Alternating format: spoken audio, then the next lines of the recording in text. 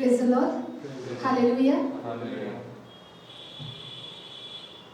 परमेश्वर का धन्यवाद हो आज के दिन के लिए कि परमेश्वर हम सब से आज बात करने जा रहे हैं। हालेलुया। हम विश्वास कर रहे हैं इस बात को कि आइए हम कुछ बातों को करेंगे कि परमेश्वर ने हमें अपने स्वरूप को समानता में रचा है। Praise the Lord. और हम परमेश्वर के एक स्वभाव को यहाँ पर देखते हैं, जो अभी हम वचन को लेंगे उसमें परमेश्वर के स्वभाव को हम देखेंगे। उत्पत्ति 1:2 खोलिए। पृथ्वी बेडौल और सुनसान पड़ी थी और गहरे जल के ऊपर अंधियारा था तथा परमेश्वर का आत्मा जल के ऊपर मंडराता था। परमेश्वर ने सारी सृष्टि की रचना कैसे की है? खूबसूरत की है, और सब कुछ खूबसूरत ही बनाया है। Praise the Lord.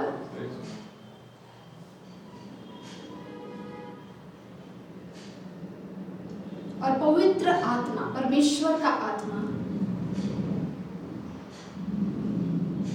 जल के ऊपर मंडराता था। उस समय पृथ्वी कैसी थी? बेडौल थी, सुनसान थी, और परमेश्वर का आत्मा जल के ऊपर मंडरा रहा था।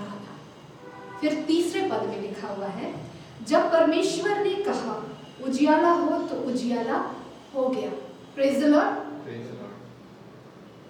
परमेश्वर ने क्या किया? यहाँ पर कहा, परमेश्वर ने क्या कहा?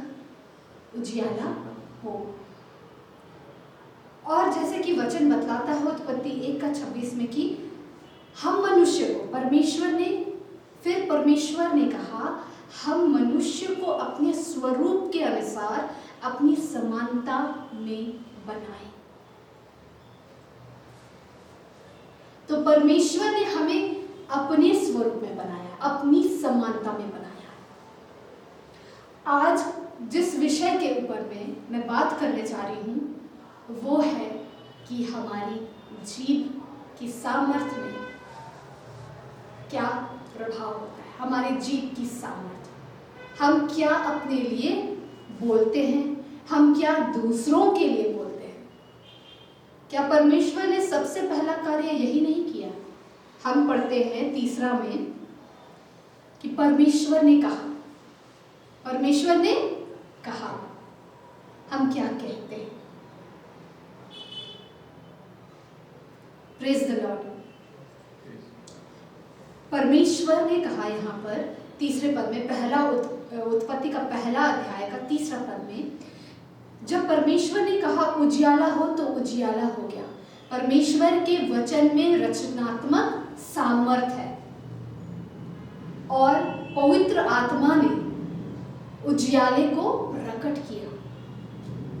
परमेश्वर ने जब पहले बतलाया, पहला पद में लिखा है, आदि में परमेश्वर ने आकाश और पृथ्वी की सृष्टि की, यानी कि परमेश्वर ने सब कुछ बना दिया था। उजियाला भी बनाया था और सब खूबसूरत भी बनाया था, लेकिन पाप के कारण सबका प्रभाव खत्म हो चुका था, अंधकार में हो चुका था। तब परमेश्वर ने कहा उजियाला हो, और पवित्र आत्मा ने जो अंधकार में चला गया था वो प्रकाश, पवित्र आत्मा ने उसे प्रकट किया। कब? जब परमेश्वर ने कहा। परमेश्वर जब नहीं बोले थे उस समय पवित्र आत्मा, परमेश्वर क्या कर रहे थे? वो जल के ऊपर मंडरा रहे थे, वो जल के ऊपर मंडरा रहे थे, पर उस समय प्रकाश प्रकट नहीं हुआ। जब तक सृजनहार, सृष्टिकर्ता परमेश्वर यहोवा अब्बा पिता ने नहीं कहा उजियाला हो। जब उन्होंने कहा उजियाला हो तो उजियाला हो गया। और परमेश्वर ने हमें अपनी समानता में बनाया है। किसकी समानता में बनाया है?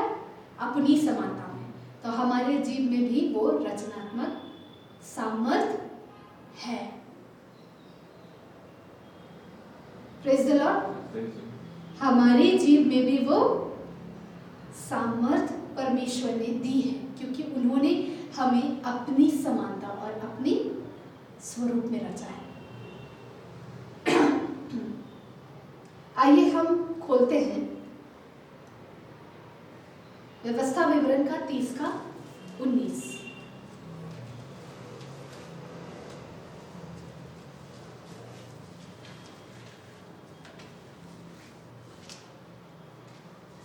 मैं आज आकाश और पृथ्वी दोनों को तुम्हारे सामने इस बात की साक्षी बनाता हूं कि मैंने जीवन और मरण, आशीष और शाप को तुम्हारे आगे रखा है। इसलिए तू जीवन ही को अपना ले कि तू और तेरा वंश दोनों जीवित रहे। व्यवस्था विवरण 30 का 19। तो हम यहाँ देखते हैं कि हम कैसे जीवन और मरण का चुनाव कर सकते हैं।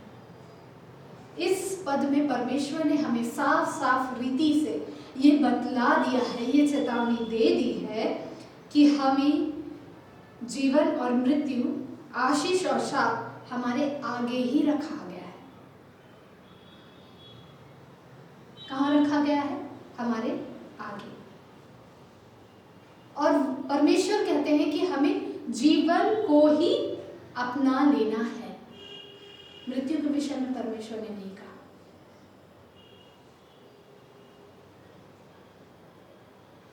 Praise the Lord. और अब हम देखेंगे कि किस किस प्रकार से हम अपनी जीभ का इस्तेमाल करके हम अपने जीवन में मृत्यु की बात और श्राप की बातों को बोलते हैं। मसीही लोग भी ये कार्य करते हैं अनजाने में, लेकिन वो इस बात का वो ध्यान नहीं देते हैं, वो सतर्क नहीं रहते कि वो क्या कह रहे हैं। आइए हम देखते हैं। पहला लिखिए, माता पिता से आने वाले शाप।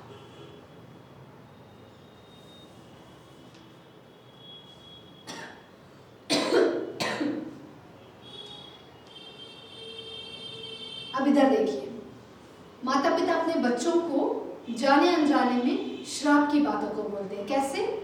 हम उत्पत्ति देखेंगे, उत्पत्ति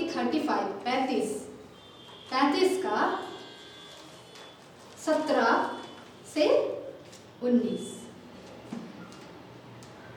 फिर उन्होंने बेतेल से कूच किया और एप्राता 17 से 19। जब उसको बड़ी बड़ी पीड़ा उठती थी राहेल को, ठीक है, जब उसको बड़ी बड़ी पीड़ा उठती थी तब धाय ने उससे कहा, मत डर, अब की भी तेरे बेटा ही होगा। तब ऐसा हुआ कि वह मर गई और प्राण निकलते निकलते उसने उस बेटे का नाम बेनोनी रखा। बेनोनी का अर्थ क्या होता है पता है? बेनोनी का अर्थ होता है मेरे दुख का पुत्र।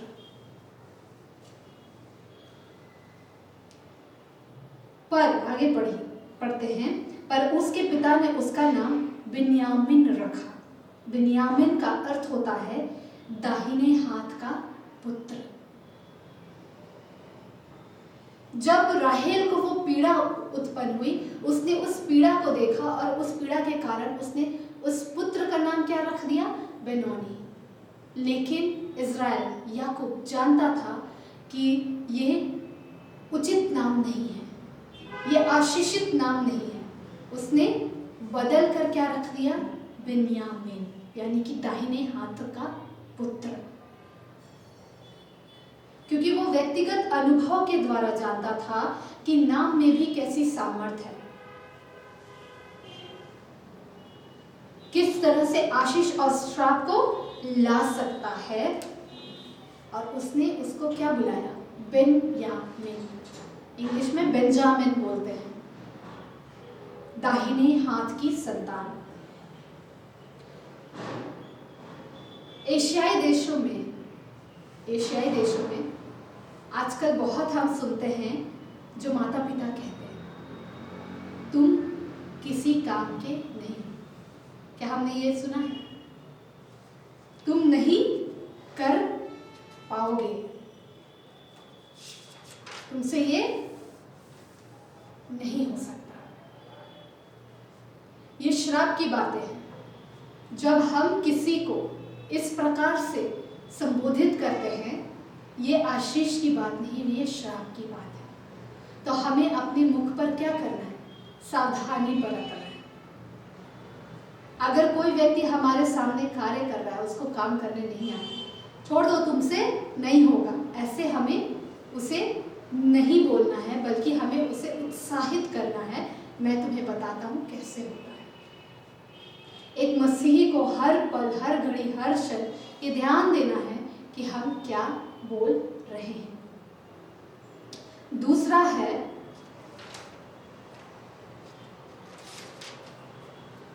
जो पिता होता है उसकी जीभ के द्वारा आने वाले श्राप। क्योंकि माता पिता के शब्दों में क्या होता है? बहुत बड़ा अधिकार होता है कि नहीं? इसीलिए इज़राइल ने अपने बेटे का नाम क्या रखा? बेन्यामीन रखा। Praise the Lord. जब मैं छोटी थी, स्कूल में पढ़ती थी, तो हमारे घर के बगल में एक परिवार रहता था, पड़ोसी थे वो, और वहाँ उस परिवार में एक छोटा बच्चा था। और जब भी हम लोग स्कूल जाते थे, मैं और मेरा भाई, हम लोग स्कूल जाने के लिए तैयार होते थे, लेकिन वो बच्चा स्कूल नहीं जाता था। वो तैयार ही नहीं होता था, वो इधर उधर भागता था। फिर जब उसकी माँ से पूछा गया कि ये स्कूल क्यों नहीं जाता है, तो उसकी माँ ने कहा, ये पढ़ता लिखता नहीं है, ये नहीं पढ़ेगा। क्या कहा उसने? ये नहीं पढ़ेगा। उसने कैजुअली इस चीज को आराम से कह दिया, ये तो पढ़ता लिखता नहीं है, इससे नहीं होगा, ये नहीं पढ़ेगा। और वो बच्चा अपनी उम्र में बढ़ता चला गया, लेकिन जब उसको स्कूल में जबरदस्ती डाला गया, वो अपने उम्र से, जिस कक्षा में उसको होना चाहिए था, जिस क्लास में उसको होना चाहिए था, उस क्लास में होकर नहीं, एकदम शुरुआत क्लास में डाला गया। क्यों? क्योंकि उसकी माँ लोगों से सबसे वो कहती थी, और वो बच्चा सुनता था कि मेरी माँ कह रही है कि ये पढ़ेगा लिखेगा नहीं, ये नहीं पढ़ेगा। और वही उसके जीवन में हुआ कि वो उसका बहुत लेट से एडमिशन हुआ, और उसका जो उम्र था, जिस समय में उसको ऊंची कक्षा में होना चाहिए था, वो नीची कक्षा में था। तो क्या ये आशीष की बात थी कि नहीं? अब बताइए। ये आशीष की बात नहीं थी, ये कमजोर है। उसकी माँ इस प्रकार से कहती थी।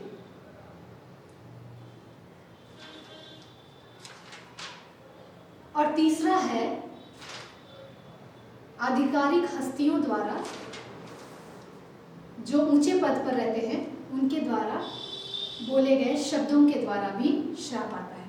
हम कैसे जान सकते हैं? गिनती के अध्याय 22:6 में, इसमें हम बालाक और बालाक राजा के विषय में हम देखेंगे।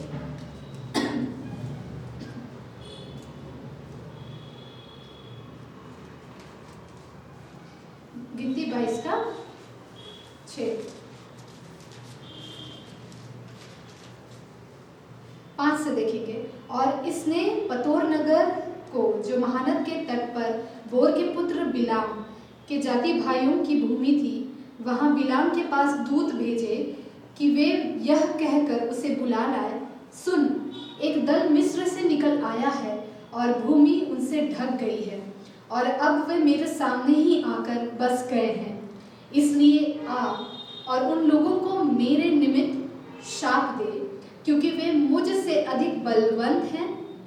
तब संभव है कि हम उन पर जयवंत हों और हम सब इनको अपने देश से मारकर निकाल दें, क्योंकि यह मैं जानता हूँ कि जिसको तू आशीर्वाद देता है वह धन्य होता है, और जिसको तू श्राप देता है वह श्रापित होता है। Praise the Lord.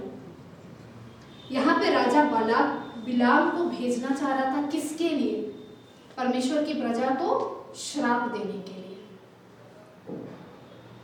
और जब ये आधिकारिक व्यक्ति था, क्योंकि बिलाम परमेश्वर से प्रार्थना करता था, बिलाम, और राजा ये जानता था कि वो जिस किसी को आशीर्वाद देगा वो धन्य होगा। आधिकारिक हस्ती जो परमेश्वर के भविष्यवक्ता की तरह था वो बिलाम, और श्राप देने के कारण वो क्या कह रहा था कि क्योंकि वे मुझसे अधिक बलवंत है तब संभव हो कि हम उन पर जयवंत हो। श्राप क्या करता है? सारी शक्ति को छीन लेता है। क्या करता है? खत्म कर देता है, शक्ति को खत्म कर देता है, सारी ऊर्जा को खींच लेता है। श्राप वो क्या कर देता है? कमजोर बना देता है। और क्या करता है? परमेश्वर के वायदों में तरक्की प्राप्त करने से रोक सकता है। ये प्रजा कौन थी? परमेश्वर की चुनी हुई प्रजा थी। तो ये श्राप 4 चीज करता है। वो आपकी शक्ति को खत्म करता है, वो ऊर्जा को खींच लेता है और उसे खत्म कर देता है, वो कमजोर बना देता है और परमेश्वर के वायदों में तरक्की करने से आपको रोक सकता है। तब बिलाम ने यहां क्या कहा कि श्राप दो उसे तब संभव है, 6 में पढ़ेंगे, तब संभव है हम उन पर जयवंत हो। जब श्राप की बातें बोले जाती है, ये सारी चीजें खींच ली जाती है, शक्ति खत्म हो जाती है। तब राजा बलाक क्या सोच रहा था कि हम उस पर लड़ाई करके जीत जाएंगे। किस पर? परमेश्वर की प्रजा पर, और हम सब इनको अपने देश से मारकर निकाल दें, मतलब उनको कमजोर बना देगा श्राप। तब ये जब लड़ाई करने को जाएगा तो जीत जाएगा। कब? तब जब श्राप को बोला जाएगा, श्राप के शब्दों को बोला जाएगा। और परमेश्वर का धन्यवाद, परमेश्वर ने रोका, परमेश्वर ने रोका, इस बात की अनुमति नहीं दी। कैसे? गिनती 23:21 में, उसने याकूब में अनर्थ नहीं पाया और न इज़राइल में अन्याय देखा।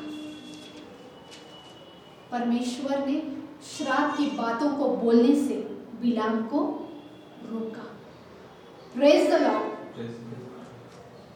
जब हमारे जीवन में परमेश्वर का भय होता है, जब हमारे जीवन में परमेश्वर की भय के कारण हम उनके अधिकार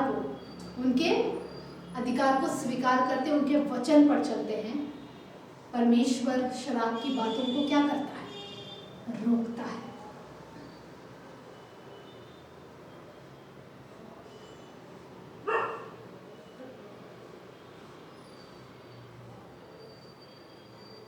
परमेश्वर श्राप की बातों को रोकता है। देखिए, आधिकारिक जो व्यक्ति था, जो ऊंचे पद पर था, राजा भी जानता था कि उसको बुला कर हम श्राप दिलवाएंगे तो काम होगा और मैं जीत जाऊंगा युद्ध में। पर परमेश्वर ने इस बात को रोका। और चौथा है, जब हम खुद स्वयं के लिए नकारात्मक बातें बोलते हैं।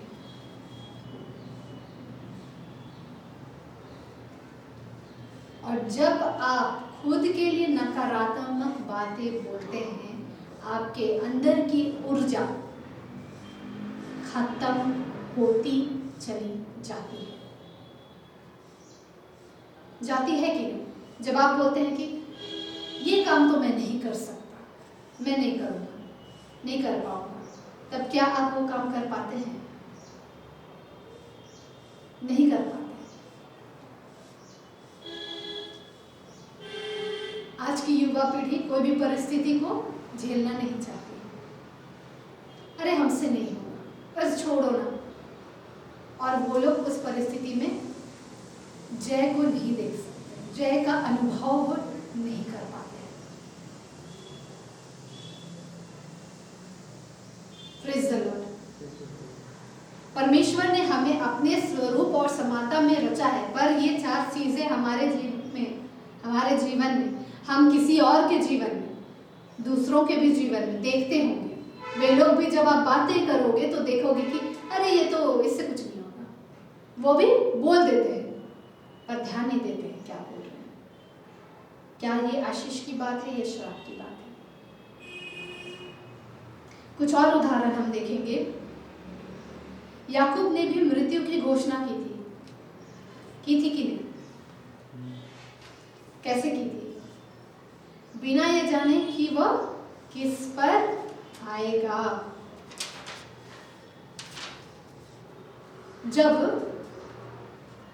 याकूब अपनी पत्नियों और बच्चों को लेकर लाबान के यहाँ से वापस लौट रहा था, तब गृह देवता जो लाबान के यहाँ से चोरी हो गए थे, कोई उन्हें ले गया था। कौन ले गया था? राहेल ले गई। और उसने क्या कह दिया लाबान से? जिस किसी के पास तू अपने देवताओं को पाए वह जीवित ना बचेगा। Praise the Lord.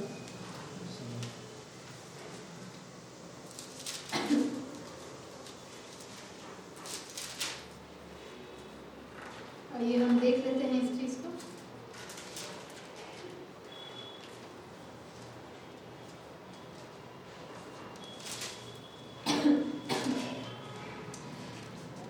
यहाँ पर है उत्पत्ति में,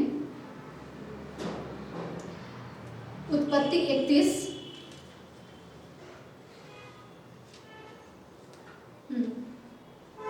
उत्पत्ति 31 इसमें आप देखिएगा 22 से पूरा दिया हुआ है लाबान द्वारा याकूब का पीछा करना। ठीक है, तो पूरा इसमें दिया हुआ है कि किस प्रकार से याकूब 31 का 22 से आगे दिया हुआ है कि किस प्रकार से लाबान ने याकूब का पीछा किया और उसने उस पर आरोप लगाया कि तूने चुरा लिया है। तब याकूब ने क्या कहा कि जिस किसी के पास तू अपने देवताओं को पाए वह जीवित ना बचेगा। वह जानता नहीं था कि किसने गृह देवताओं को चुराया।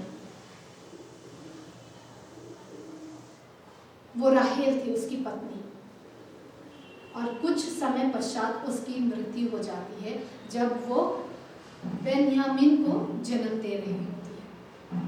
आप देख सकते हैं कि शब्दों में कितना बड़ा प्रभाव होता है, किस प्रकार से वो किसी के भी जीवन में जीवन और मृत्यु को ला सकता है।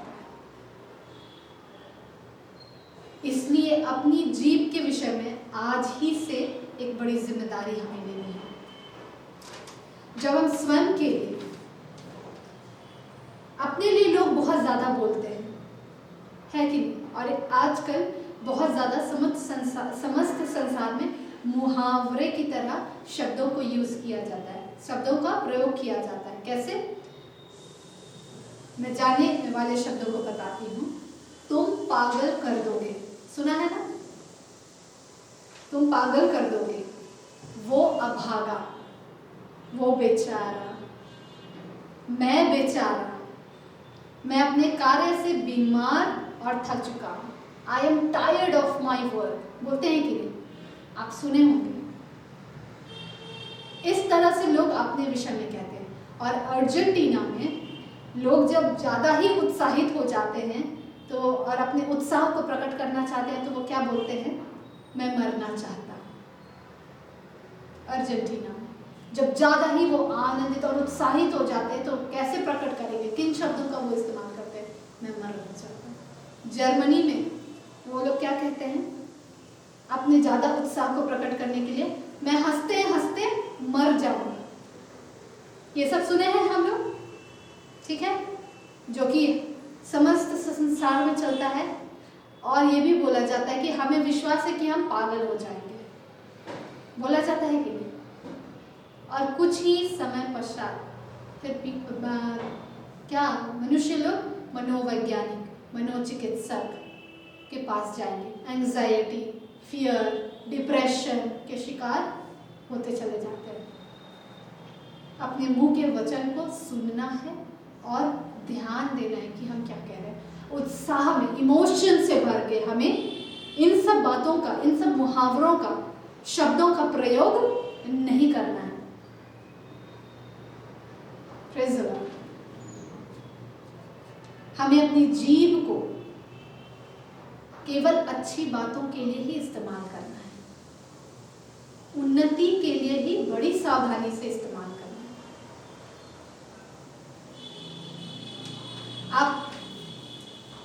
आप जब छोटे से बड़े होते आते हैं तब आपको सब्जी खिलाया जाता है, ग्रीन वेजिटेबल्स, ठीक है ना। और जब आपका स्वाद आपको अच्छा नहीं लगता है तो आप क्या बोलते हैं, मैं नहीं खाऊंगा, मुझे पसंद ही नहीं। फिर वो आपकी हरी सब्जी आपको पसंद ही नहीं होती, नहीं होती है कि कोई एक खास हरी सब्जी जिसको आप नापसंद करते हैं, क्यों? क्योंकि आप बोलते हैं मुझे ये पसंद नहीं है, तो वो सच में आपको पसंद ही नहीं होती। मेरा भाई बचपन से सिर्फ और सिर्फ सब्जी के नाम पर आलू ही खाता था, सिर्फ और सिर्फ आलू। और उसके कारण मुझे भी आलू लंच में लेके जाना पड़ता था और मुझे बहुत तकलीफ होती थी, क्योंकि मैं सब्जी पसंद करती थी, आलू भी पसंद करती थी, मुझे सब पसंद था। लेकिन दो तरह का लंच बॉक्स बनेगा नहीं, एक ही टाइमिंग है, तो मम्मी बस आलू भुजिया और रोटी। रोज दिन हमारे टिफिन में आलू भुजिया रोटी, आलू भुजिया रोटी, आलू भुजिया रोटी। पूरे स्कूल में मैं सिर्फ आलू भुजिया और रोटी खाई हूँ मेरे भाई के कारण।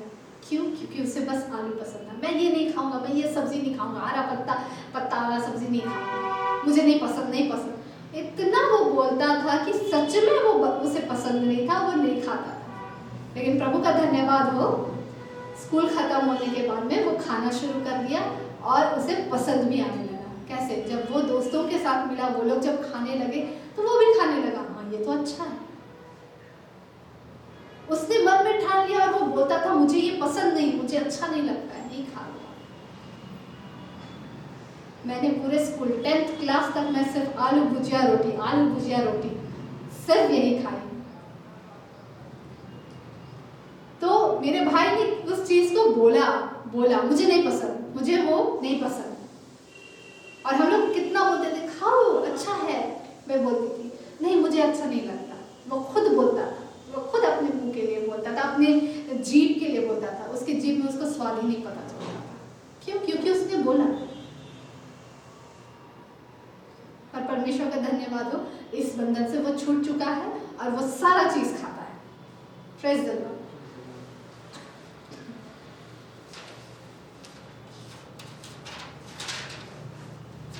आइए हम देखेंगे पहला पत्रस 3:10।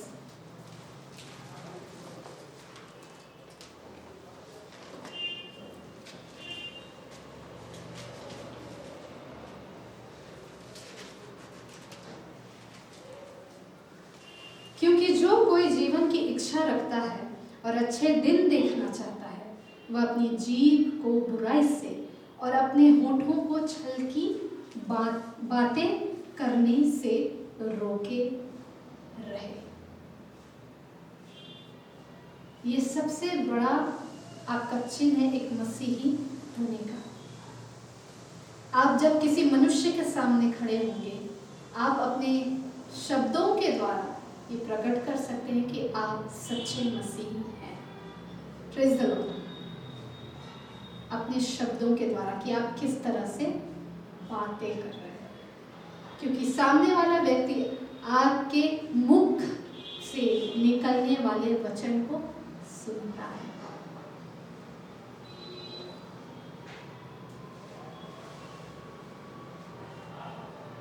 हम देख सकते हैं कि कैसे कोई अपनी जीभ के द्वारा अपने स्वयं के जीवन को और अपनी संतानों यानी कि नेक्स्ट जनरेशन के जीवनों को प्रभावित कर सकता है। क्या लिखा है?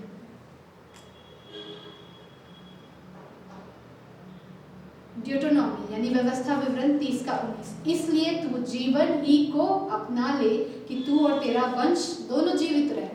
परमेश्वर यहाँ पे बताता है कि तू भी जीवित रहे और तेरा वंश भी जीवित रहे। तो यहाँ पे क्या मृत्यु आने वाली, किस प्रकार की मृत्यु के विषय में परमेश्वर कह रहा है?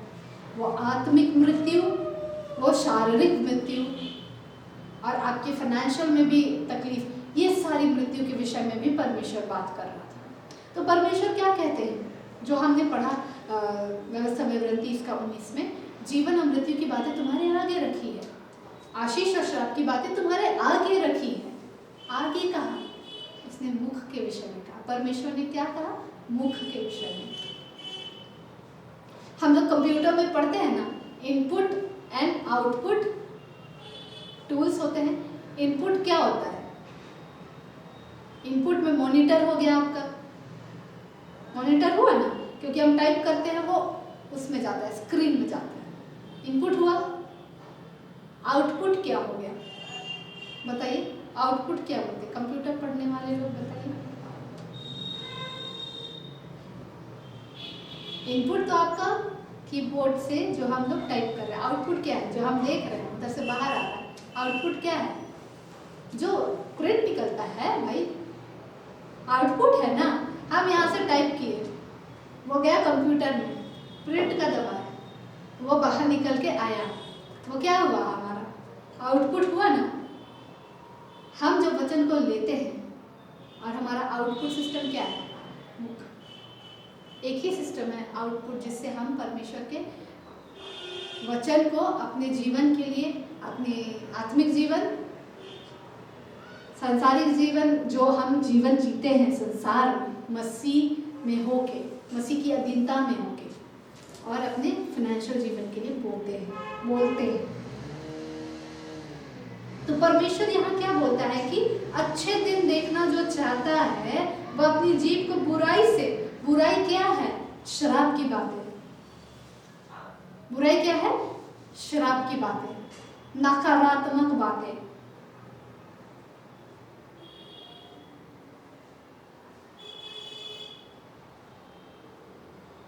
और परमेश्वर क्या कहता है? तू और तेरा वंश, जो कि हम लोग पढ़े व्यवस्था विवरण में, दोनों जीवित रहे, दोनों जीवित रहे। परमेश्वर चाहता है कि हम भी जीवित रहे, हमारे बाद के जो जनरेशन आए वो भी जीवित रहे। किस प्रकार? हम क्या उनको बोलते हैं, हम किस प्रकार से उनको संबोधित करते हैं। एशियाई देशों में मैंने देखा, और मैं जहाँ भी पहले बचपन में रहती थी, वहाँ पर लोग जिस तरह से अपने बच्चों को बुलाते थे, मुझे बहुत दुख होता था। वो लोग गाली से बुलाते थे, गाली पुकारते थे, जबकि उस बच्चे का सुंदर नाम है, लेकिन अपने ही माता पिता गाली देके, ए डैश इधर आओ, कहाँ गए तुम? जानवरों का नाम लेना, जानवरों का नाम, जबकि उसका स्कूल का अच्छा बढ़िया सुंदर नाम है, वो ना बुला के जानवरों का नाम से बुलाते हैं। बड़ा दुख होता है, और ये श्राप की बातें हैं। और आप देखिएगा, जब वो बच्चा वो चीज़ को सुनता है ना, उसकी नैतिकता नहीं रहती है। जब वो जवान होता है, बड़ा होता है, तो उसमें पेशेंस नहीं रहेगा, वो कानून को, ट्रैफिक रूल्स को ठीक से फॉलो नहीं करेगा। क्यों लोग फॉलो नहीं करते हैं? क्यों लोग एकदम समझना नहीं चाहते हैं? क्यों लोग संयम नहीं रखते, धैर्य नहीं रखते हैं? क्योंकि उन्होंने श्राप की बातों को सुना, इसीलिए उन्हें नैतिकता से कोई फर्क नहीं पड़ता है, और वे उस तरह से वो बनते चले जाते हैं जिसे कुछ समझ में नहीं आता। और जो हमारी जीव है, वो पवित्र आत्मा परमेश्वर को भी दुखी करती है। किस प्रकार से? आइए हम देखेंगे इफिसी 4:29।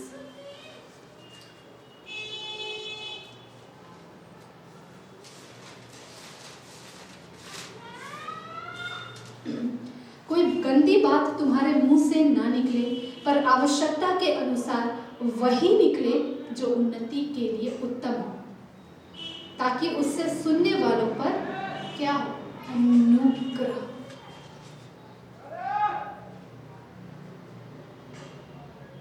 और 31 में लिखता है, सब प्रकार की कड़वाहट और प्रकोप और क्रोध और कलह और निंदा सब बैर भाव समेत तुमसे दूर की जाए।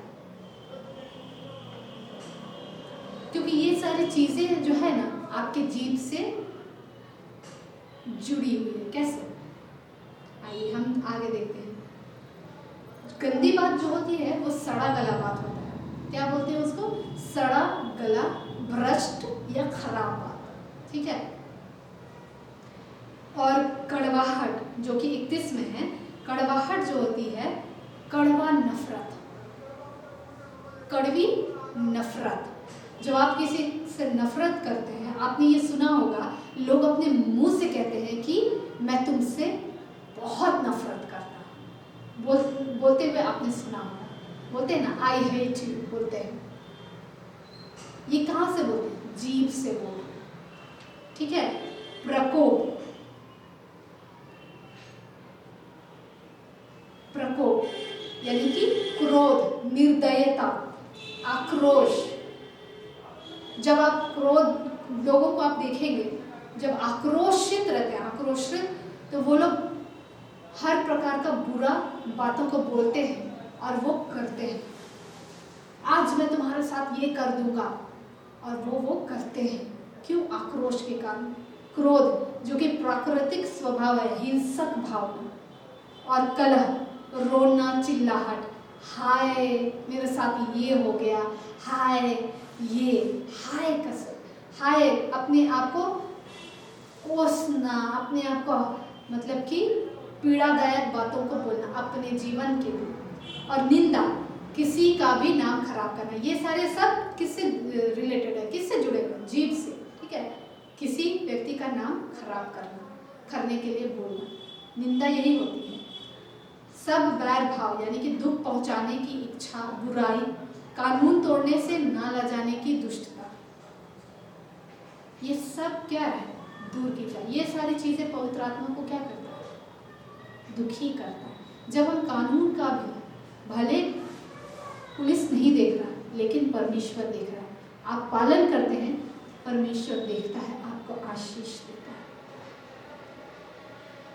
इसमें ये खुशी मत होइए, अरे हम पार हो गए और रेड लाइट था, हम पार हो गए, पुलिस पकड़ा ही नहीं, ऐसा मत करिए, यह उचित नहीं है। जितना ज़्यादा आप आधिकारिक जो हायर पोस्ट में हैं, जिन्होंने कानून बनाया है, उसको आप फॉलो करेंगे, आपके राज्य, आपके देश के कानून को फॉलो करेंगे, परमेश्वर आपको आशीष देगा। क्यों? क्योंकि आपने अधीनता को स्वीकार किया। हमारे आप सबकी, हर एक मनुष्य जिसे जीव दी गई है, वही जीव उसके लिए आशीष को लाता है, वही जीव उसके लिए श्राप को भी लाता है। वही जीव आशीष लाती है और वही जीव श्राप को क्या करती है? तोड़ती भी है।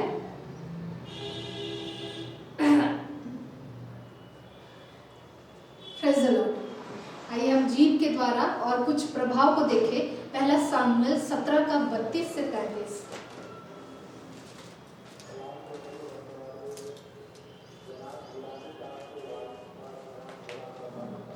पहला सामुएल 17 का 32 से 33।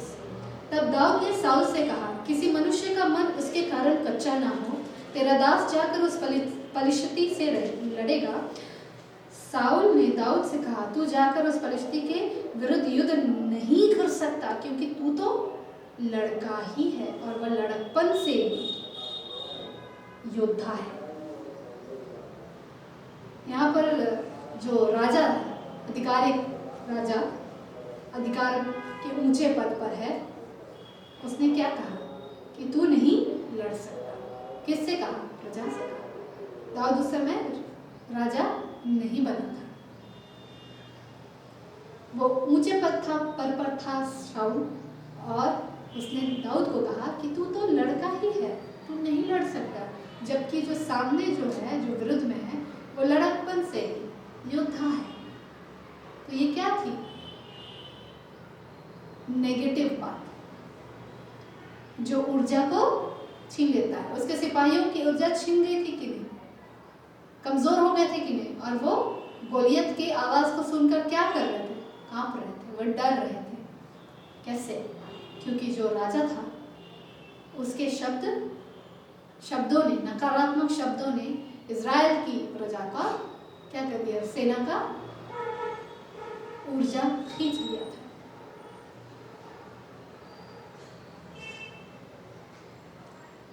पर दाऊद ने क्या कहा, हम आगे देखते हैं। पहला शमूएल 17 का 36। वो नेगेटिव बात को सुना, ठीक है, लेकिन उसने कहा तेरे दास ने सिंह और भालू दोनों को मारा है और वह खतना रहित पलिश्ती उनके समान हो जाएगा, क्योंकि उसने जीवित परमेश्वर की सेना को ललकारा है। इसने क्या बताया कि वो सिंह और भालू को मारा है, परमेश्वर ने उससे बचाया है। वो दाऊद का बात को सुना, लेकिन परमेश्वर की उपस्थिति से वो ऐसा भरा हुआ था, उसके वचनों से ऐसा भरा हुआ था, परमेश्वर के कामों को उसने देखा। उसने क्या कहा? जीवन की बात को कहा। जब जीवन की बात को कहा, उसके अंदर की ऊर्जा खत्म हुई, बल्कि और दुगनी हो गई। वो तो सिंह को मारा, भालू को मारा, अभी उसको जो कितना फुट का वो था योद्धा जो विरुद्ध में था, उससे युद्ध करना था। दाऊद के पास तलवार नहीं थी।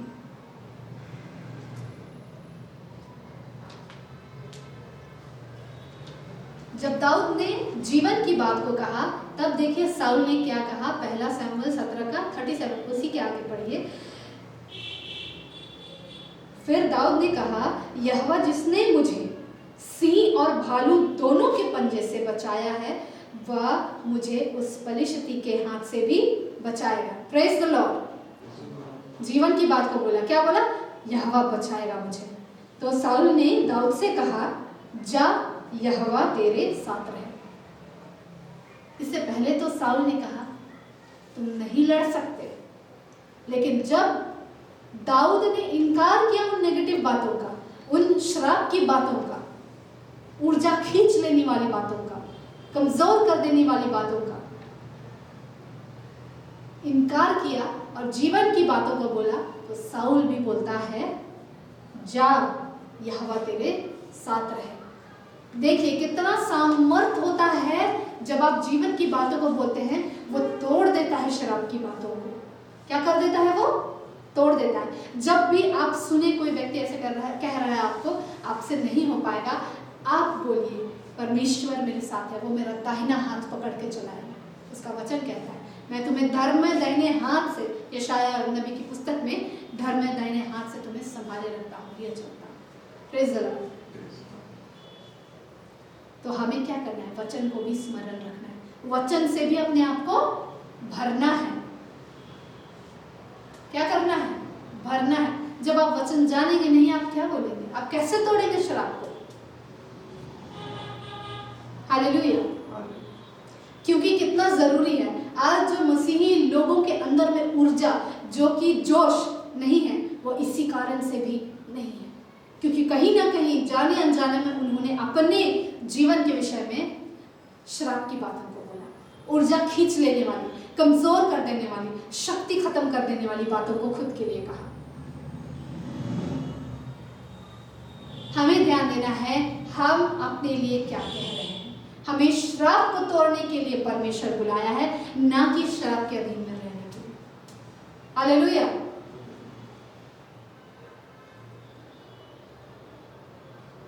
दाऊद ने जीवन की बातों को बोला और हियाव को बढ़ा दिया। क्या कर दिया? तो जितने भी सेना थे वे लोग भी क्या हो गए? उत्साहित हुए कि नहीं हुए? उत्साहित हो गए। और आप आगे आपने पढ़ा है कि दाऊद ने गोलियत को क्या किया? मार दिया तलवार से। किसकी तलवार से? उसी की तलवार से उसी का सिर धड़ से अलग कर दिया। वो तो पत्थर और गोफन लेके चला था। सोचिए, परमेश्वर के वचन में इतना सामर्थ था कि दाऊद डंडा, एक छड़ी, लकड़ी की छड़ी और गोफन लेके चल पड़ा। सामने वो कितना फुट लंबा तलवार लेके खड़ा है और आप पतला सा लकड़ी लेके जाएंगे कुत्ता को जिससे आप भगाते हैं। वैसे तो गोलियत क्या कहता है? मुझे तुमने कुत्ता समझा है क्या जो ये लेकर आया है?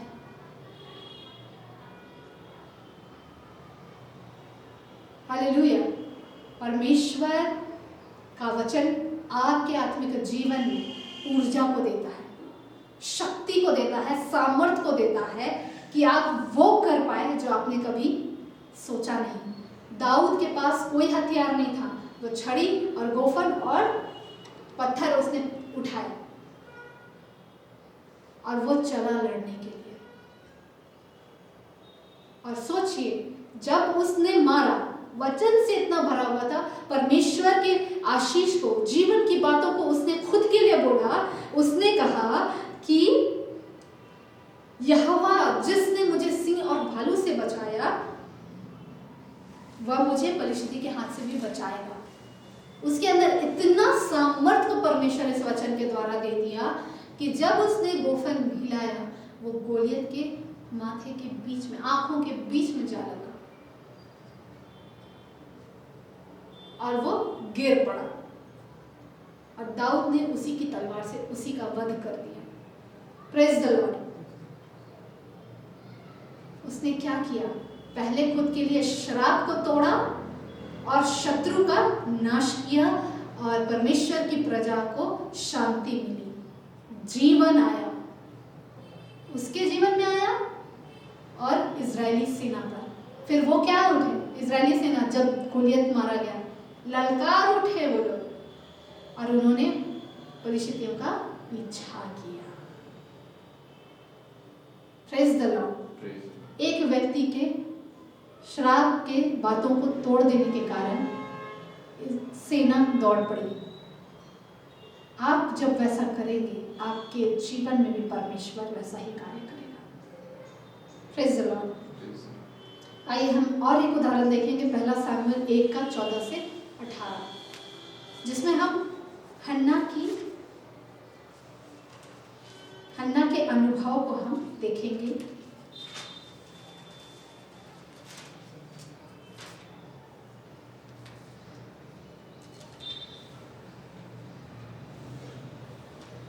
आप समझ रहे हैं ना?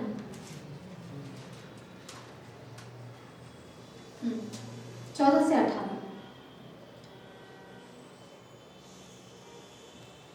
तब एली ने उससे कहा, 12 से हम पढ़ेंगे। जब वह यहोवा के सामने ऐसी प्रार्थना कर रही थी, तब एली उसके मुंह की ओर ताक रहा था। हन्ना मन ही मन कह रही थी, उसके होंठ तो हिलते थे परंतु उसका शब्द न सुन पड़ता था। इसलिए एली ने समझा कि वह नशे में है। तब एली ने उससे कहा, तू कब तक नशे में रहेगी? अपना नशा उतार। हन्ना ने कहा, नहीं, हे मेरे प्रभु, मैं तो दुखिया हूँ। मैंने ना तो दाखमधु पिया है और ना मदिरा। मैंने अपने मन की बात खोलकर यहोवा से कही है। अपनी दासी को ओछी स्त्री न जान। जो कुछ मैंने अब तक कहा है वह बहुत ही शोकित होने और चिढ़ाई जाने के कारण कहा है। एली ने कहा, कुशल से चली जा, इज़राइल का परमेश्वर तुझे मन चाहा वर दे। उसने कहा, तेरी दासी तेरी दृष्टि में अनुग्रह पाए। तब वह स्त्री चली गई और खाना खाया और उसका मुंह फिर उदास ना रहा। हन्ना ने एक बहुत बड़े चमत्कार को देखा और उसका चमत्कारी पुत्र, जो कि परमेश्वर का महान भविष्यवक्ता, पूरे देश का आत्मिक अगुवा बना। Praise the Lord. जब लोग हम पर झूठा आरोप लगाते हैं तो कौन कौन चुप रहता है और कौन कौन पलट कर वार करता है? हमें ये जांचने की आवश्यकता है। पलट कर वार मतलब बुरी रीति से, ठीक है। जब एली महायाजक ने हन्ना पर शराबी होने का आरोप जताया, क्या वह क्रोधित हुई, क्रुद्ध हुई? नहीं हुई, वह क्रोधित नहीं हुई। ना ही पलटकर उसने क्या एली पर दोष लगाया? नहीं लगाया। कई बार हमारे अगुआ या फिर कोई भी बड़े गलत आरोप लगा देते हैं, तब क्या होता है, लोग क्या हो जाते हैं, उस अगुआ से नाराज हो जाते हैं। उस अगुआ से वो क्या होते हैं, नाराज हो जाते हैं और उनसे बातचीतें बंद कर देते हैं। पर यहाँ पर हन्ना ने क्या कहा, ना वो क्रोधित हुई और ना ही वो पलटकर दोष लगाया। उसने अपने नम्र स्वभाव को, अपने अधीन व्यवहार को परमेश्वर के आधिकारिक दास पर के सामने रखा, प्रकट किया और उससे क्या कही, प्रभु। क्या बोलती है यहाँ पर, नहीं हे मेरे प्रभु। 15 में एली को बोलती है हे मेरे प्रभु, यह कहकर उनको संबोधित किया। उसने अपने हृदय को जांचा और अपने दुख और शिकायत और खेद को उसके सामने बतला दिया कि मैं तो बहुत ही दुखिया हूँ। मैं क्या हूँ, दुखी, बहुत ही शोकित हूँ। शोकित होने के कारण और चिढ़ाए जाने के कारण कहा है, दुखिया हूँ। वो बतलाए कि ना मैंने शराब पिया है और ना ही मदिरा, पर मैं बहुत ही दुखी हूँ, बहुत ही ज़्यादा शोकित हूँ, चिढ़ाई गई हूँ। तो आखिर में वो क्या कहती है कि तेरी दासी तेरे दृष्टि में अनुग्रह पाया। 18वां पद में क्या मांगती है, अनुग्रह को मांगती है। वो नम्र हो गई। वो क्या हो गई, वो नम्र हो गई। लेकिन आजकल के युवा पीढ़ी, अगर कोई प्रभु का दास या फिर कोई बड़े जो हैं प्रभु में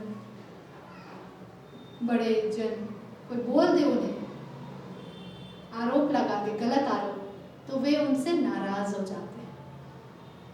क्या करना है हम यहाँ पे, हन्ना की तरह यहाँ पे आशीष को ले लेना है, श्राप को तोड़ देना है अपने व्यवहार के द्वारा। वो क्या की, नम्र हुई, दीन हुई, बोली प्रभु मैंने नहीं पिया है शराब ना ही मदिरा, मैं तो बहुत ही दुखिया हूँ, चिढ़ाई गई हूँ, खेदित हूँ, शोकित हूँ प्रभु। और मांगती क्या है, अपना अनुग्रह मुझे दीजिए। एली पहले उससे नाराज था, वो सोच रहा था ये तो शराबी है, तो वो उसे उस तरह से देख रहा था और उस समय उस पर अनुग्रह नहीं, क्रोधित की दृष्टि से, क्रोध की दृष्टि से वो उसे देख रहा था कि कब तक बोलता है तू कब तक नशे में रहेगी। ये शब्द वो प्यार से नहीं बल्कि वो उसे क्रोधित होकर डांट रहा था। और लास्ट में वो बोलती है कि तेरे अनुग्रह की दृष्टि तेरी दासी पर हो, तेरी दासी पर तेरे अनुग्रह की दृष्टि हो। वो मांगती है उससे, वो सच को बताती है और मांगती है।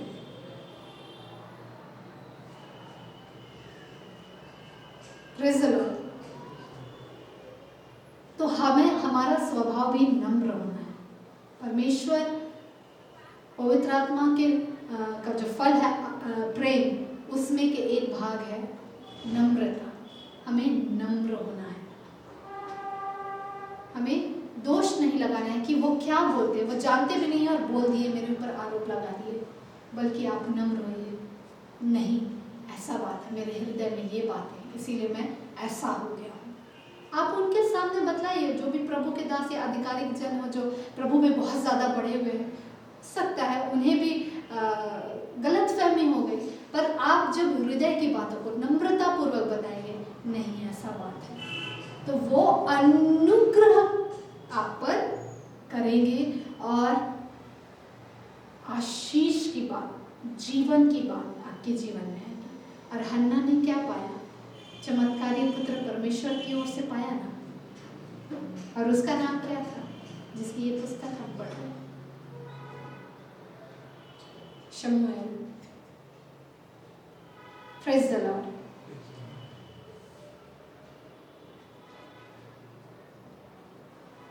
हम में से कितने लोगों ने, मसीह भाई बहनों ने, अपने मुंह पर कंट्रोल को पाया है?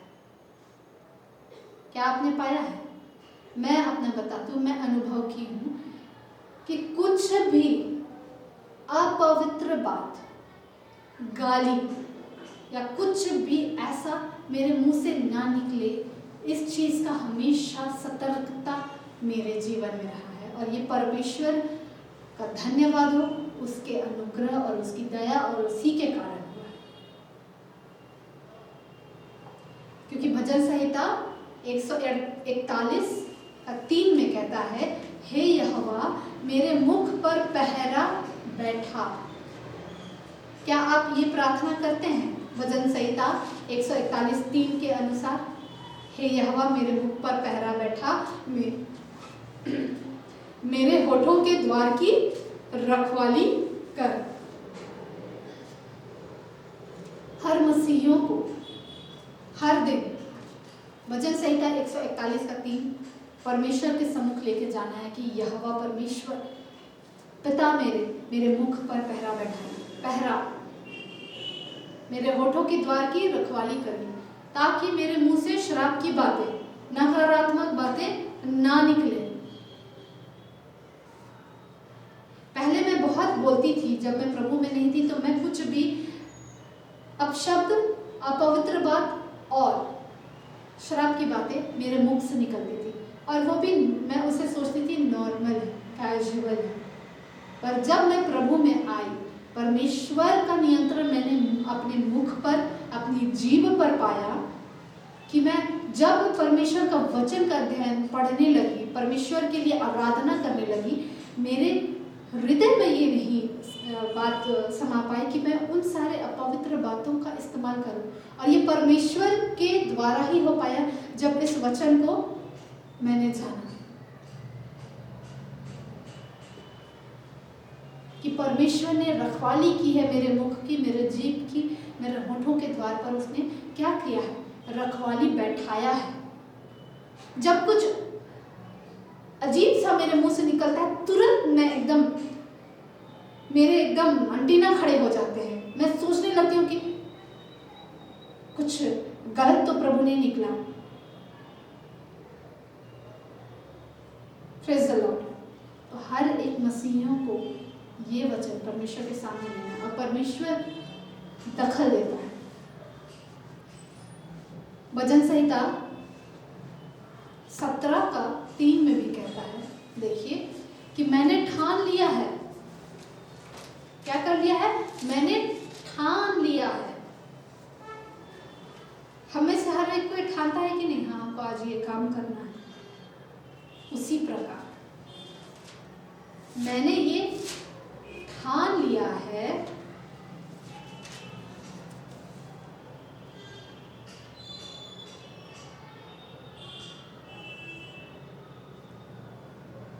मेरे मुंह से अपराध की बात नहीं निकलेगी।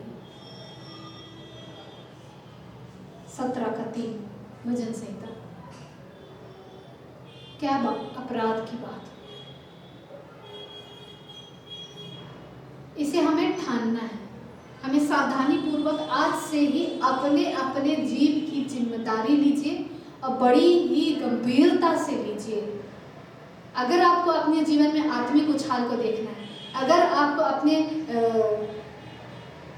शरीर में स्वास्थ्य को देखना है, सुंदर स्वास्थ्य को देखना है, यदि आपको अपने फाइनेंसेस में बढ़ोतरी को देखना है, अपनी जीभ का इस्तेमाल करिए सावधानी पूर्वक। जहां नहीं बोलना है आप चुप रहिए, और जहां नेगेटिव कोई बोल रहा है आप उस श्राप को तोड़िए।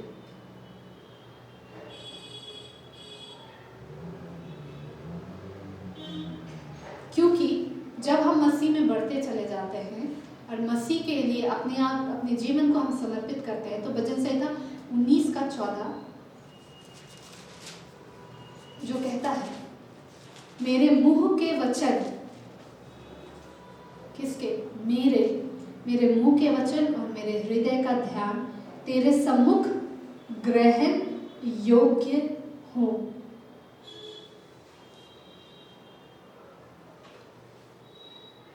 हमारे मुख का वचन क्या होना चाहिए? परमेश्वर के सामने ग्रहण योग्य होना चाहिए कि नहीं चाहिए? होना चाहिए। जब हमारे मुंह से अपशब्द, अपवित्र बातें निकल रही हैं मसीही होने के बावजूद, तो क्या परमेश्वर आपके मुंह के वचन को ग्रहण करेगा? नहीं करेगा। तो हमें आज से और ज्यादा सावधान हो जाना है, गंभीर हो जाना है, सतर्क हो जाना है, जिम्मेदारी लेना है।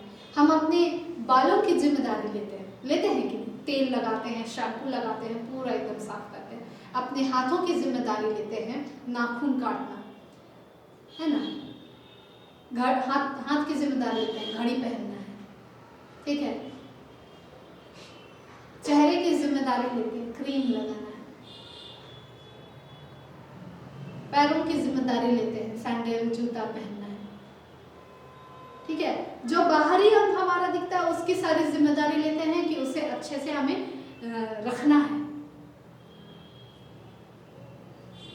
जीभ की जिम्मेदारी हम क्यों नहीं लेते? जीभ दिखलाई नहीं देता है, पर हमें सबसे अधिक जीभ की ही जिम्मेदारी लेना है कि हम क्या बोलते हैं। भले आपका भले आपको अच्छा नहीं लग रहा है पढ़ने के लिए बाइबल, फिर भी बोलना है, हम पढ़ेंगे। और जब आप बोलेंगे मैं पढ़ूंगा बाइबल, आपके अंदर ऊर्जा उत्पन्न होती है। एक समय था जब मैं प्रभु में बढ़ रही थी, तो उस समय बाइबल पढ़ने का मन नहीं करता था, क्योंकि नई नई आई थी, कभी पढ़ती थी कभी नहीं पढ़ती थी। तो फिर मैं प्रभु का ही अनुग्रह हुआ कि मैं समझी मन नहीं कर रहा है, नहीं मैं पढ़ूंगी। और अंदर से वो सामर्थ परमेश्वर दे दिया, ऊर्जा दे दिया कि वो जो एकदम थकी सी लग रही थी, नहीं मन कर रहा था, मन आ गया। परमेश्वर उस मन को बदल दिया और मैं वचन पढ़ना शुरुआत कर दी। Praise the Lord. हम क्या बोलते हैं? हमारा जीभ हमारे लिए क्या रच रही है? Praise the Lord. आज से हम अपनी जीभ की क्या करेंगे? जिम्मेदारी लेंगे कि नहीं लेंगे? हर मसीहियों को अपनी जीभ की जिम्मेदारी लेना है, क्योंकि वो जो भी क्या बोलता है, हम पढ़े हाँ, जो कोई जिम्मेदारी लेता है जीभ का, नीति वचन 18 का 21 उसके जीवन में पूरा होता है। क्या होता है? जीभ के वश में मृत्यु और जीवन दोनों होते हैं, और जो उसे काम में लाना जानता है वह उसका फल भोगेगा। यदि वो मृत्यु की बात को बोल रहा है तो वो मृत्यु का फल भोगेगा, वो जीवन की बात को बोल रहा है वो जीवन के फल को भोगेगा। तो आज से हर एक मसीही अपनी जीभ की जिम्मेदारी ले। हमें किसी के विरुद्ध में कुछ कहना नहीं है, किसी दास के विरुद्ध में हमें कुछ नहीं कहना है। आजकल क्या होता है, कोई भी दास अगर कुछ भी बोल दे, थोड़ा सा भी कुछ उनके अनुसार, जो सुन रहे हैं उनके अनुसार ना बोले, तो पूरा कमेंट पूरा उनके विषय में बोलना शुरू कर देंगे। आप प्रार्थना करिए, अगर आपको लगता है कि वो गलत है तो आप उनके लिए प्रार्थना करिए। अपने लिए पहले प्रार्थना करिए कि आप कहाँ गलत हैं। Praise the Lord. आज ऐसा हो रहा है जो कि नहीं होना है। हमें अपनी जीभ का नियंत्रण, लगाम लगाना है। घोड़े पे लगाम लगाई जाती है कि नहीं? जहाज पर लगाम लगाया जाता है कि नहीं?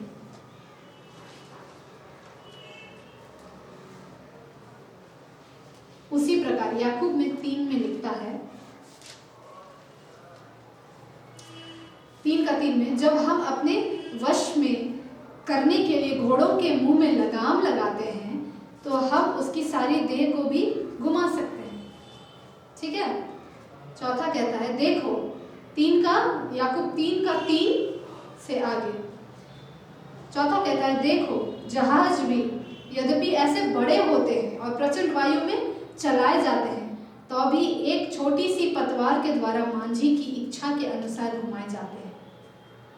5वां कहता है, वैसे ही जीभ भी एक छोटा सा अंग है और वह बड़ी बड़ी डींगे मारती है।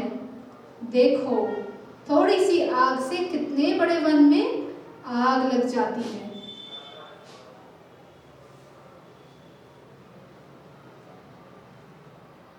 Praise the Lord. आगे लिखता है, जीभ भी एक आग है।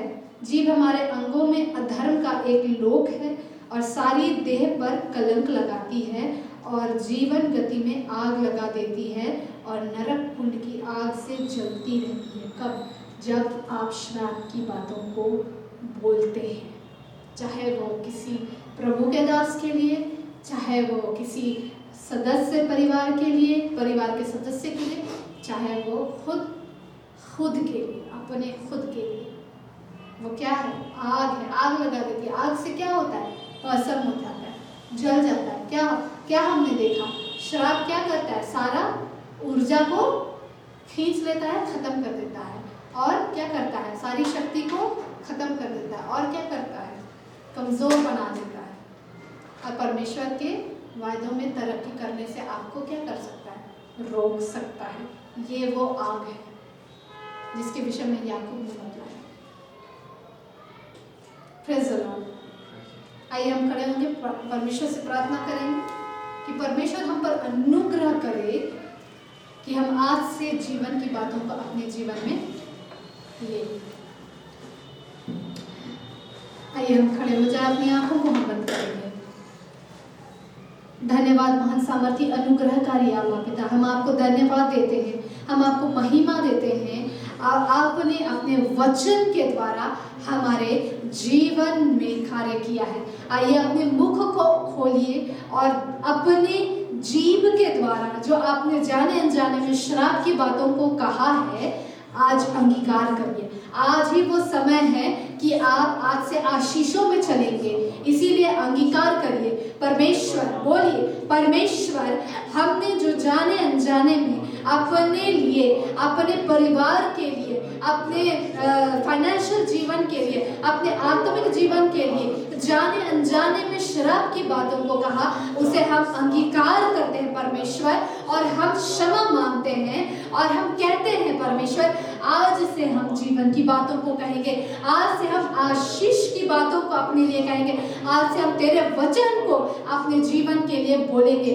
आइए हम सब मिलकर प्रार्थना करें। परमेश्वर हम आपका धन्यवाद करते हैं हमारी आंखों को खोलने के लिए। परमेश्वर हम आपका धन्यवाद करते हैं हमारे मनों को खोलने के लिए, हमें ज्ञान की ओर ले जाने के लिए, हमें प्रकाशन को की ओर ले जाने के लिए कि हाँ परमेश्वर ये जीव के द्वारा हम आशीष को ला सकते हैं। इस जीव के द्वारा हम तेरी उन्नति में, तेरे वायदों में बढ़ सकते हैं। परमेश्वर हम आपका धन्यवाद करते हैं। परमेश्वर बिल्कुल हम आपको महिमा देते हैं। तू मेरे मुख के फल का सृजनहार है। बिल्कुल हमारे मुख में सृजिए, अपने वचन को सृजिए परमेश्वर। हम अपने आप को देते हैं परमेश्वर, आप पे अधीनता में देते हैं। पवित्र आत्मा परमेश्वर हम अपने आप को आपकी अधीनता में सौंपते हैं कि परमेश्वर के वचन का हम अध्ययन करें और परमेश्वर के वचन को हम अपने जीवन के लिए और दूसरों के जीवन के लिए और परमेश्वर के दासों के जीवन के लिए हम उन्नति की बातों को, जीवन की बातों को, आशीष की बातों को हम बोलने को पाए। परमेश्वर हम धन्यवाद देते हैं। आइए हर एक आज से, इसी घड़ी से अभी अपने लिए अंगीकार करिए। हम अपने लिए, मैं अपने लिए इस प्रकार से करिए, मैं अपने लिए परमेश्वर के वचन को ग्रहण करती हूँ। मैं कहती हूँ कि परमेश्वर मुझे सिर ही ठहराएगा, पूंछ नहीं। परमेश्वर मुझे आगे ही रखेगा, पीछे नहीं। मैं इस वचन को अपने जीवन के लिए बोलती हूँ। आप लोग भी अपने लिए इस प्रकार से बोलिए।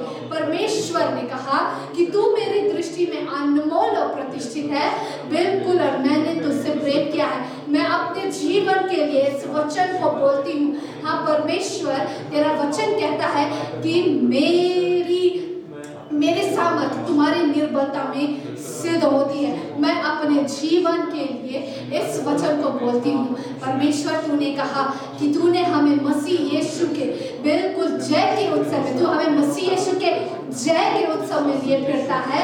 हर दिन हम जय के उत्सव में, मसीह के, यीशु मसीह के जय के उत्सव में हम प्रतिदिन चलते हैं। मैं अपने जीवन के लिए यीशु मसीह के नाम से बोलती हूँ।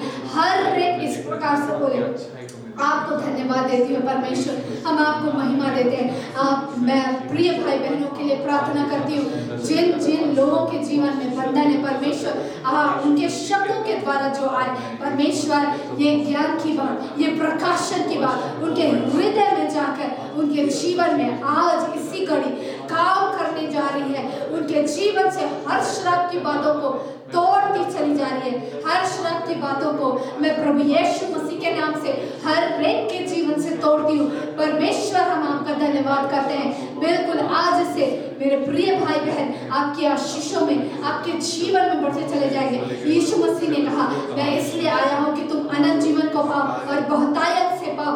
यही है वो अनंत जीवन, परमेश्वर का वचन हमारे लिए। वो परमेश्वर, हम उस अनंत जीवन को, मैं उस अनंत जीवन को मेरे प्रिय भाई बहनों के लिए, जितने लोग सुन रहे हैं उन सब के लिए मैं बोलती हूँ, उनके जीवन के लिए यीशु मसीह के नाम से, कि यीशु मसीह इसीलिए आया कि तुम जीवन को पाओ, अनंत जीवन को पाओ और वो बहुतायत से पाओ। आज से हर एक अनंत जीवन को बहुतायत से अपने जीवन में, आत्मिक जीवन में, अपने शरीर में, अपने फाइनेंसेस में अब बिल्कुल पाता चला जा रहा है। अपने जॉब की आशीषों में पाता चला जा रहा है, अपने बिजनेस की आशीष में पाता चला जा रहा है। हम आपका धन्यवाद करते हैं, हम आपको महिमा देते हैं, हम आपकी प्रशंसा करते हैं परमेश्वर, कि आज से हर एक अनंत जीवन में प्रवेश करता चला जा रहा है। यीशु मसीह ने जो मूल्य चुकाया अपने लहू का, कि हम अब से स्वतंत्रता में, अब से अनंत जीवन में चले, बिल्कुल उस मूल्य को हम आज से समझते चले जा रहे हैं। प्रत्येक भाई बहन समझते चले जा रहे हैं, मेरे प्रिय भाई बहन समझते चले जा रहे हैं और उस मूल्य को कदर करते चले जा रहे हैं कि वे स्वतंत्रता में जी रहे हैं, वे अनंत जीवन में जी रहे हैं, जिससे यीशु मसीह की जो पिता के दाहिने विराजमान है उसकी महिमा हो रही है। हम आपको महिमा देते हैं परमेश्वर, हम आपको धन्यवाद देते हैं आज की सभा के लिए, आज के वचन के लिए जो आपने हमें बतलाया कि हम जाने अनजाने में किस रीति से अपने लिए, दूसरों के लिए गलत बातों को बोलते हैं। हम धन्यवाद देते हैं, तूने हमारे अपराधों को क्षमा किया है। बिल्कुल हम धन्यवाद देते हैं, आज से हर एक बंधन टूट गए हैं। हम धन्यवाद देते हैं परमेश्वर, आज तूने हमें आजाद किया है। हर एक जिसने वचन सुना, हर एक जिसने ग्रहण किया और हर एक जिसने अंगीकार किया कि उसने ये कार्य किया है, आज से वो आजाद है, आज से वो स्वतंत्र है मसीह यीशु में। हम धन्यवाद देते हैं परमेश्वर। अब जब सब भाई बहन लौट रहे हैं, हर एक पर तेरा अनुग्रह हो, हर एक की मुख की रखवाली कर, हर एक मन में आज ठान के जाने को पाए, जिस प्रकार हमने आज भजन संहिता में पढ़ा परमेश्वर कि हाँ परमेश्वर मैंने ठान लिया है। हर एक ठानने को पाए और ये बात पवित्र आत्मा प्रत्येक को स्मरण दिलाए रखिए कि हाँ हर दिन उसे ये कार्य करना है। बिल्कुल, और आप हमारे मुख की, हमारे होठों की रखवाली करिए परमेश्वर, कि हम जीवन में बढ़ते चले जाए और हमारे मुख का वचन और हमारे हृदय का ध्यान तेरे सम्मुख पिता ग्रहण योग्य होने पाए। आदर, महिमा, प्रशंसा हम आपको देते, सारी प्रार्थनाओं को सुनने के लिए, हमें आजाद करने के लिए महिमा, आदर, प्रशंसा हम आपको देते हैं, हमारे उद्धारकर्ता आपके प्रिय पुत्र प्रभु यीशु मसीह नाज़री के नाम से, आमेन। और हमारे प्रभु यीशु क्रिस्त का अनुग्रह, परमेश्वर पिता का प्रेम और पवित्र आत्मा की सहभागिता हम सबों के साथ सदा सर्वदा प्रभु यीशु मसीह के गुप्त आगमन तक बनी रहे।